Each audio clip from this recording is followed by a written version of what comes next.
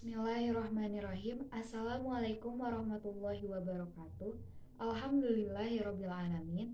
Wabihi nasta'in wa ala umuri dunya waddin. Wassalatu wassalamu ala asrofil anbiya'i wal mursalin wa ala alihi washabihi ajmain. Amma ba'du. Saya ucapkan terima kasih kepada Bapak dosen Ilmu Tauhid, yaitu Bapak Yahya Khairul Anwar, atas waktu dan tempatnya. Pada kesempatan kali ini, saya akan menerangkan mengenai Mabadi Fan Tauhid.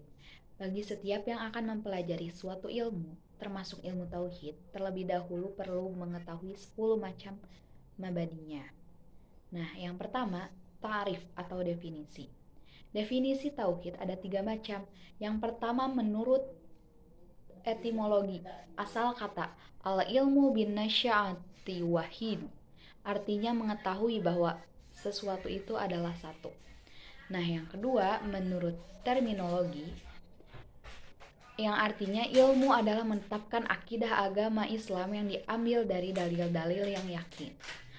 Lalu ada yang ketiga, menurut syar'i, Allah yang disembah serta mengiktikadkan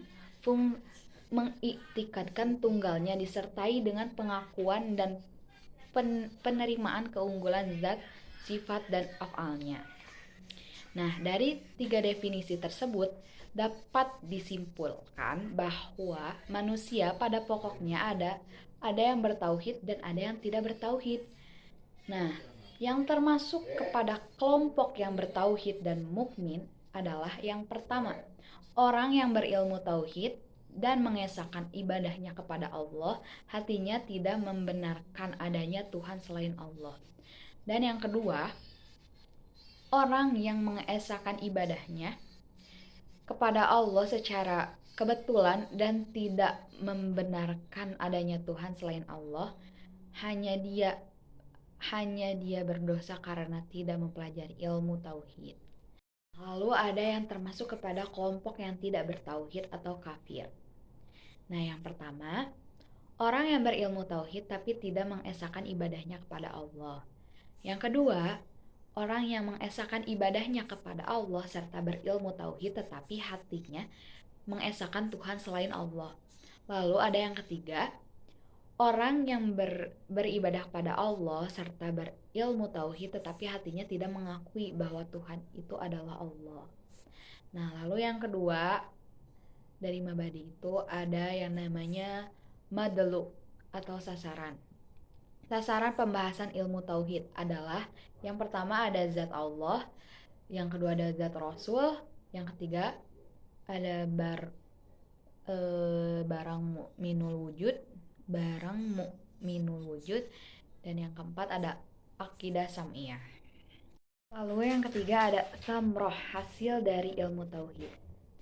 Hasil yang akan didapat dari mempelajari ilmu tauhid adalah yang pertama, 1. Ma'rifat kepada Allah dan Rasulnya disertai dengan dalil-dalil yang yakin. Nah, yang kedua, menentukan kebahagiaan yang abadi di akhirat bahwa tempat kembali seluruh mukminin yang bertauhid adalah syurga, sekalipun yang bermaksiat setelah mendapat ampunan dari Allah atau telah menjalani hukuman di akhirat. Nah, dari tempat kembali orang kafir adalah neraka, sebagaimana telah disebutkan dalam Quran surat An-Nisa ayat 57 yang berbunyi, Bismillahirrahmanirrahim.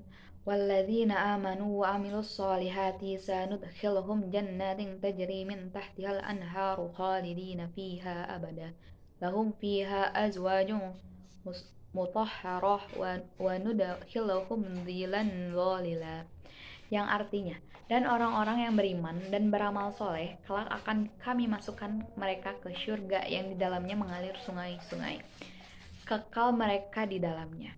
Mereka di dalamnya mempunyai istri-istri yang suci, dan kami masukkan mereka ke tempat yang teduh lagi nyaman. Nah, dari firman Allah surat Al-Baqarah ayat 39 yang berbunyi, Bismillahirrahmanirrahim.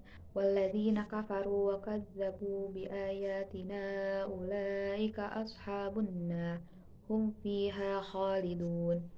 Nah, yang artinya adapun orang-orang kafir dan mendustakan ayat-ayat kami, mereka itu penghuni neraka.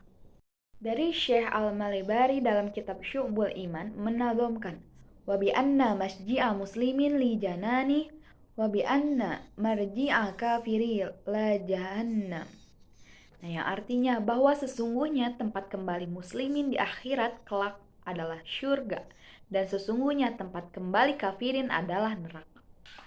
Lalu mabadi yang keempat ada fadlu atau keutamaan.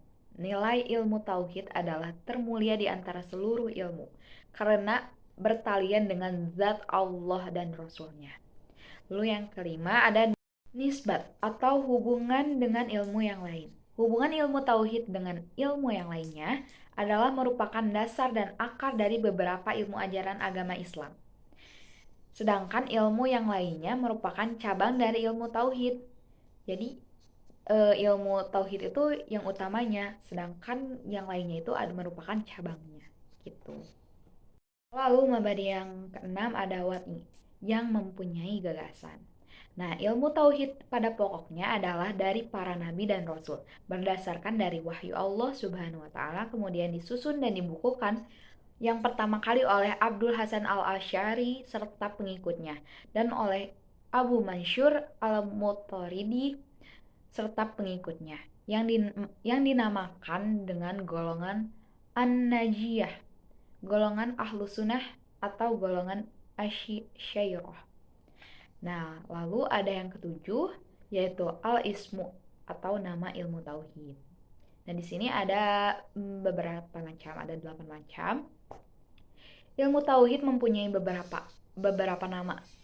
Yang pertama, ilmu tauhid, yang kedua ilmu kalam, yang ketiga ilmu hakikoh, yang keempat ilmu aqaid, yang kelima ilmu usuluddin, yang keenam ilmu aqaidul iman, yang ketujuh ilmu uluhiyah, dan yang terakhir ilmu ma'rifat.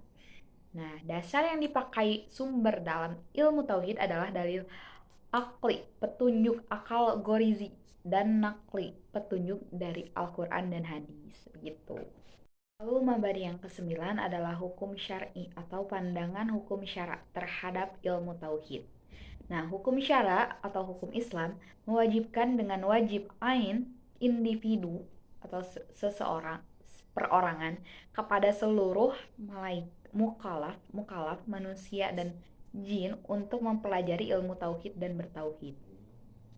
Nah, oleh karena itu, sasaran kewajiban mempelajari ilmu tauhid dan bertauhid adalah seluruh mukallaf dan bersifat individu. Maka sekalipun orang kafir, asalkan mereka sehat akalnya, akan dimintakan pertanggungjawabannya tentang kewajiban mempelajari ilmu tauhid dan bertauhid oleh Allah Subhanahu wa taala secara individu pula. Sebagaimana firman Allah dalam surah Al-Baqarah ayat 21 yang berbunyi Bismillahirrahmanirrahim. Ya ayyuhan nasu ubudu rabbakumul ladzi khalaqakum wal ladzina min qablikum la'allakum tattaqun. Nah, yang artinya wahai manusia, sembahlah Tuhanmu yang telah menciptakan kamu dan orang-orang yang sebelum kamu agar kamu bertakwa. Lalu ada yang terakhir nih, yaitu masalah-masalah yang terkandung dalam ilmu tauhid. Lalu masalah yang terkandung di dalam ilmu tauhid adalah qadliyah, logika dan bahasan. Tentang sesuatu yang pasti ada, wajibat, sesuatu yang mustahil ada, mustahilat, dan sesuatu yang mukmin ada dan mukmin tidak ada, jaizat. Nah, sekian dari saya. Mohon maaf bila ada kesalahan. Terima kasih atas perhatiannya. Wassalamualaikum warahmatullahi wabarakatuh.